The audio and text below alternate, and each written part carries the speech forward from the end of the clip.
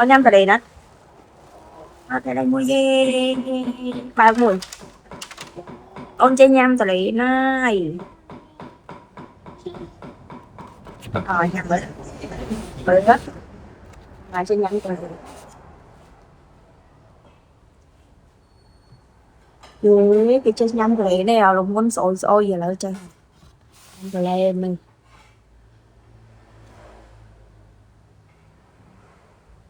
ăn luôn ăn được ngon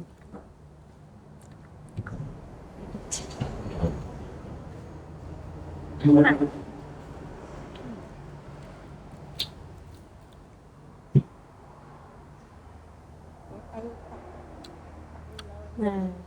nhanh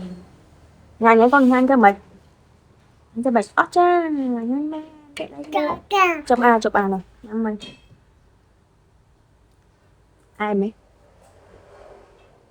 chơi nhà mày ôn chơi nhà mày mày chung liệp lia bye bye đúng không thôi một chút rồi